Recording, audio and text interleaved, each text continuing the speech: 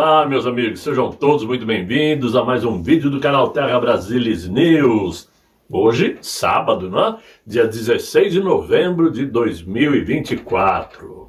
Olha só, como não bastasse os problemas que nós já temos aqui no Brasil, muitos parlamentares, influenciadores resolveram criar mais um assunto para tumultuar a cabeça de todos nós, esperançosos com o novo governo que virá nos Estados Unidos.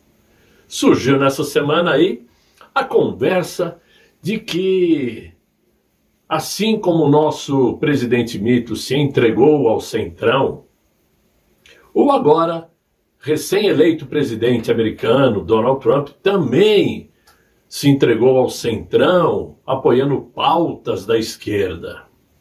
Eu vou falar uma coisa a todos vocês. Longe de mim querer ser o dono da verdade, porque obviamente eu não sou. Não tenho muito conhecimento político como gostaria de ter.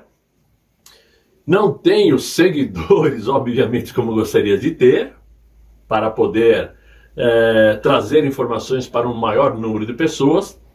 Mas posso afirmar que essa discussão de Centrão nos Estados Unidos é uma tremenda bobagem. Bobagem de quem acha que conhece os Estados Unidos, né, sem ter realmente vivenciado durante décadas a política de como funcionam as coisas nos Estados Unidos. Claro, opinião todo mundo tem o direito de ter, mas chegar nas telinhas e fazer afirmações sem ter profundo conhecimento é muito arriscado. Eu quero explicar isso para vocês e também vou falar aqui dos nossos abacaxis, né, que não param de surgir e cair nos nossos colos. Mas o que não falta no Brasil, na verdade, são narrativas, as políticas principalmente, e o fogo amigo. Fogo amigo é uma coisa que vem acontecendo muito, principalmente depois dos pleitos municipais, onde nós vimos muitas pessoas se enganarem, né, arredondamente. Será que existe isso? Arredondamente? Mas se enganaram profundamente com o intergaláctico, né, salvador da nova direita, quebrar a cara nos pleitos de São Paulo. Muita gente que era fiel 100% ao nosso presidente, caiu nessa onda e desandou a falar bobagens. E o tempo vai mostrando como as coisas são e vai mostrando principalmente quem é quem. Essa semana eu me surpreendi aí, em uma discussão de um vídeo, numa rádio aí, né? Um debate não, uma live, que estava Ricardo Salles, Nicolas Ferreira, Pablo Marçal. Eu fiquei tentando entender que tipo de assunto poderia sair dali. Eu, sinceramente, penso o seguinte: se eu tenho em minha mente uma convicção política e tenho alguém a quem considero um verdadeiro líder da nossa luta conservadora, eu não me meteria com determinadas figuras. Mas o que não faltam são as narrativas e os fogo amigo, como eu disse. Aí, eis que surge a discussão de que o presidente mito aderiu ao chamado Centrão e Donald Trump fez o mesmo para ser eleito presidente dos Estados Unidos. Muitos até falam como se fossem cidadãos americanos ou que vivessem há décadas na terra do tio Sam, mas não é bem assim que a banda toca por lá. Tenho convicção do que estou falando. O que significa ser um presidente da República para começo de conversa? Seria administrar uma nação de acordo à própria vontade do presidente eleito? Aquele que está pensando somente no que ele prefere para determinado país? Ou pensar na população, percebendo e identificando o que o povo deseja? Claro que a segunda hipótese é a correta, que a figura de um presidente nada mais é do que o representante do povo, que está lá para executar os desejos do povo diante das promessas feitas em campanha. O presidente eleito governa para toda a nação. Muito embora algumas nações como a nossa, né, existe essa polarização provocada pela esquerda, não pela direita, diga-se de passagem, porque a nossa direita brasileira nunca provocou polarização alguma. Nós somente nos defendemos dos ataques e narrativas criadas pela esquerda. Né? Mas o presidente, ele tem que administrar a nação para todo o povo. Por esse motivo, o próprio presidente eleito Donald Trump até aceita discutir algumas pautas progressistas, como a questão da liberação daquela erva, né? Como causas LGBT, o que não significa que ele vá trabalhar por essas causas, já que é o parlamento quem legisla e quem cria projetos de lei. E lembrando principalmente que nos Estados Unidos, qualquer decisão ocorre nos devidos estados também. Existem as leis federais, mas cada estado, por ser independente nos Estados Unidos, pode criar suas próprias leis, onde o governador é o chefe daquele estado. Ok? Então esse é um ponto crucial para entender como funcionam as coisas por lá. Houve muitas discussões entre alguns parlamentares, como Ricardo Salles, como eu disse, o Nicolas Ferreira, o Eduardo Bolsonaro, sobre se Donald Trump estaria sendo apoiado ou não pelo chamado Centrão nos Estados Unidos. E aí, eu vou me dar ao luxo de discordar e muito de todos eles, já que eu não passei a gostar de política somente quando surgiu o nosso líder de direita, Jair Bolsonaro, já que eu gosto e acompanho política desde a minha juventude. E olha que já são mais de 50 anos, hein? Principalmente também porque eu acompanhei política dentro dos Estados Unidos há pelo menos 27 anos, até o dia que resolvi voltar para o Brasil. E acompanhei política de lá desde o governo de Bill Clinton até os dias de hoje. E posso afirmar, não existe centrão nos Estados Unidos e eu vou explicar o porquê. O que existe são republicanos mais radicais e menos radicais. E quando eu falo radical, é radical no seu pensamento político, não nas suas ações contra o povo, como ocorre aqui no Brasil. E o mesmo ocorre para os democratas, né? Mas tudo dentro de 2 partidos apenas. Não é essa infinidade de partidos que existem aqui no Brasil, a maioria deles satélites do PT. Por esse motivo é que existem pautas nos Estados Unidos que são aprovadas pelos 2 partidos. Não existe nos Estados Unidos aquela situação onde qualquer projeto de lei é uma disputa acirrada, que vence por um voto a mais, um voto a menos. Não. Tem muitos projetos de lei que passam com muita facilidade, com votos dos 2 lados. Né? Pois lá se cumpre, acima de tudo, o prometido em campanha. Né? Por quê? Ou se cumpre o prometido, ou se perde a reeleição, já que o americano nunca gostou de dar superpoderes a nenhum dos partidos, né? E a nenhum dos presidentes eleitos nos Estados Unidos. Né?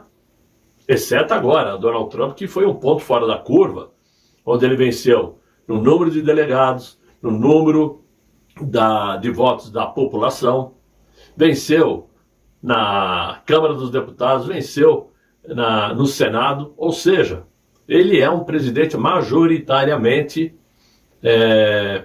com poder para governar o país como deseja o povo. E nem por isso ele vai deixar de administrar para quem votou em Kamala Harris, muito pelo contrário.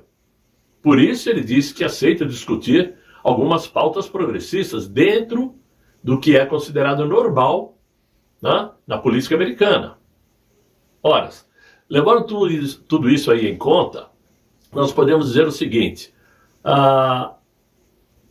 como o povo americano teve a chance de comparar o primeiro mandato de Donald Trump, de 2016 a 2020, com o governo, esses 4 anos de Joe Biden, que foi um governo muito ruim, claro que para o povo americano ficou muito fácil decidir votar em Donald Trump. porque eles perceberam que a economia caiu, né? A situação econômica do país caiu, a inflação aumentou, o PIB não cresceu como deveria, a dívida americana aumentou. Ou seja, na comparação ficou muito fácil dizer, olha, realmente o governo de Donald Trump é melhor, ponto final. Fato é que não existe nos Estados Unidos a figura, por exemplo, de um Michel Temer, não existe a figura aí de um Gilberto Kassab, de um Arthur Lira, de um Rodrigo Pacheco. Nos Estados Unidos não existe um presidente do Senado que nega fogo, que deixa de pautar os projetos que são levados na mesa dele. Na Câmara dos Deputados não existe um presidente também que faça o mesmo, muito pelo contrário. E não existe uma Corte Superior que determine ordens para o Congresso americano, como acontece aqui no Brasil. Né? Ou seja, não existe aí um fundo eleitoral que faz com que os donos de partidos, por exemplo, mate o pai e a mãe para poder participar do baile de órfãos. Não existe isso. Não existe um Tribunal Superior Eleitoral para determinar como vai ser a eleição americana.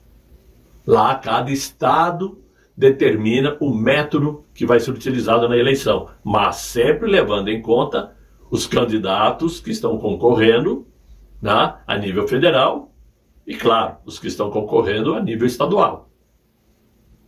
A eleição é única. Se elege todo mundo em uma única eleição. Deputado, senador, presidente, xerife, inspetores de escola, tudo vem no voto para o cidadão escolher uma única vez.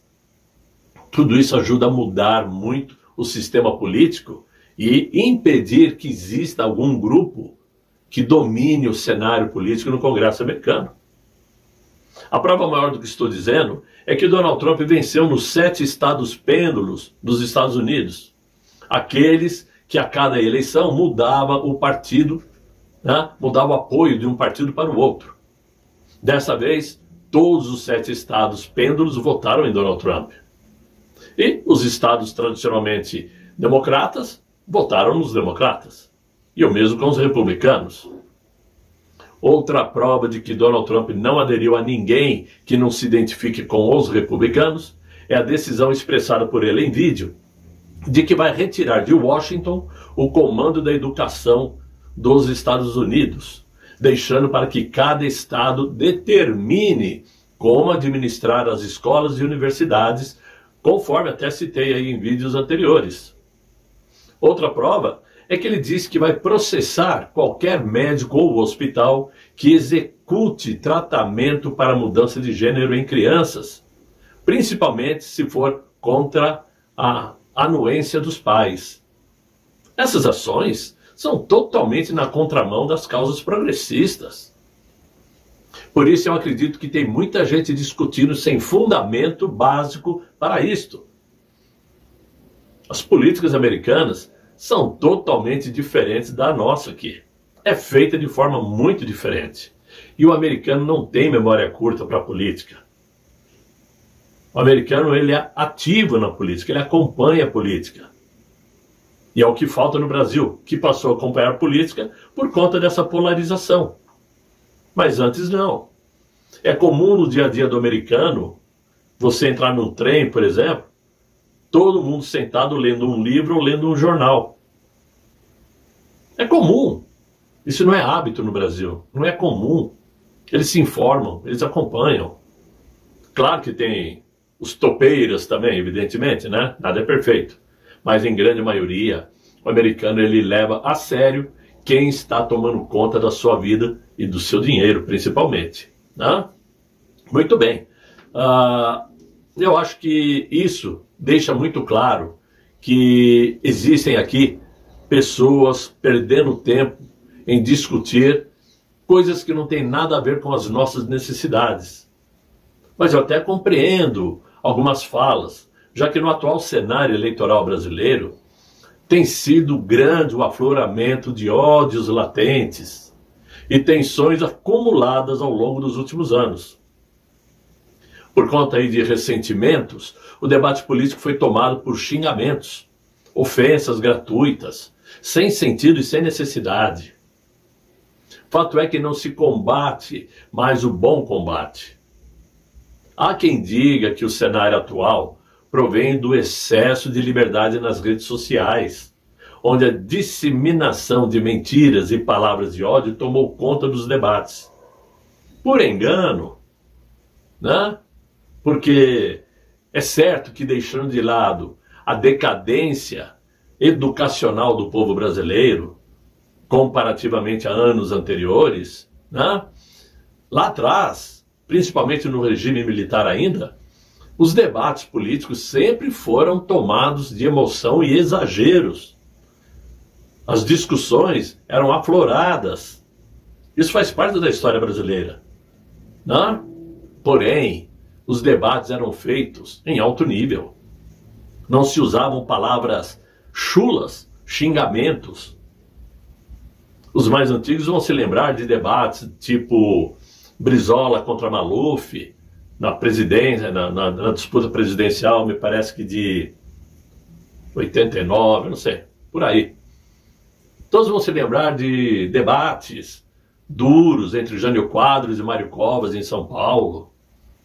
Falavam duro, faziam ataques políticos duros, mas em alto nível.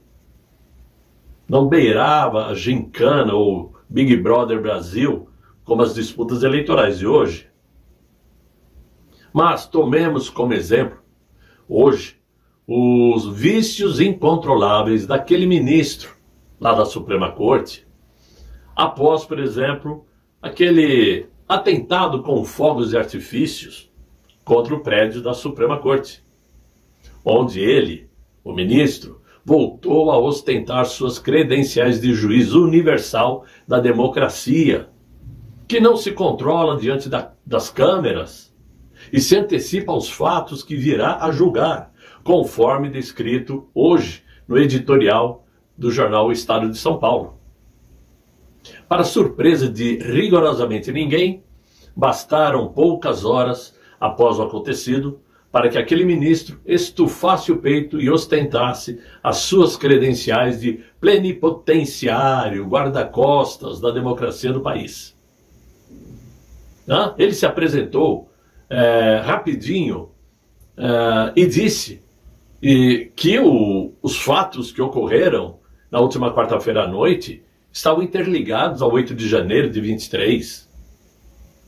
E, sobretudo, pontificou ali contra uma eventual anistia aos golpistas. Mesmo aqueles que estavam diante dos quartéis nem se dirigiram à Praça dos Três Poderes, 8 quilômetros à frente, e que foram presos também.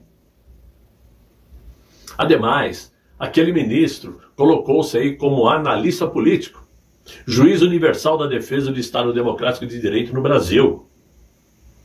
Não cabe ao senhor Moraes, evidentemente, vir a público e dizer o que acha ou deixa de achar sobre o trágico evento,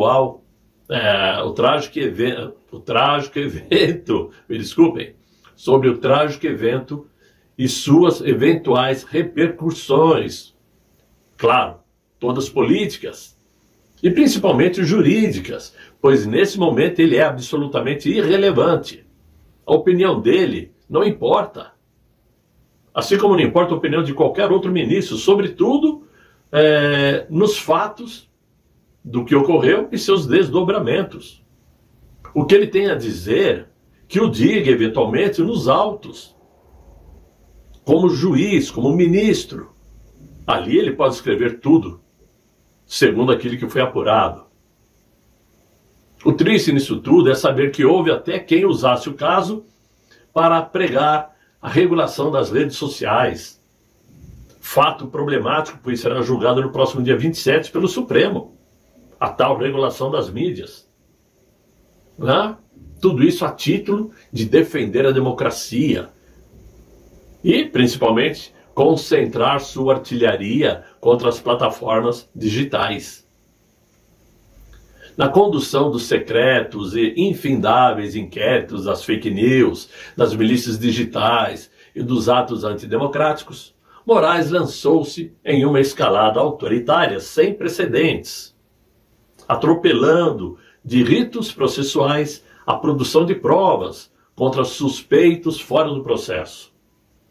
Está clara que falar demais e arrogar para a Corte Suprema competências que não são suas, entre muitos outros exemplos, evidencia como aquele ministro, no momento em que o país precisa de tranquilidade, contribui muito mais para alimentar o próprio extremismo que ele decidiu combater. Ele quer combater o extremismo sendo extremo. Então é nisso que temos que focar nossas preocupações, até porque, infelizmente, nesse sentido, não depende de nós brasileiros mudarmos o rumo dessa história. Nós sabemos que o povo brasileiro é pacífico demais para tentar imaginar uma outra situação. Não faz parte da índole do brasileiro partir para o tudo ou nada. E ficamos na dependência de quem? De um Congresso que, obviamente, não está nem aí com o que o povo está sentindo. É fato que Arthur Lira não vai pautar esse projeto da anistia. É fato que nenhum daqueles projetos para combater autos monocráticos e ministros vai para frente, nem na Câmara nem no Senado. É fato de que eles nada farão até o final desse mandato. Disto nós já sabemos de cor. E as esperanças quais são? Alcolumbre no Senado? Hugo Mota, né? Filhote do Arthur Lira lá na Câmara? Claro que não. Talvez por isso o embate maior agora para nós está focado no que o presidente dos Estados Unidos poderá fazer para combater tudo que está acontecendo aqui no Brasil. Principalmente porque agora está escancarado quem está apoiando quem. Donald Trump já tem o apoio concreto de Javier Milei, que já declarou que quer um acordo comercial direto com os Estados Unidos, um acordo unilateral. Tá?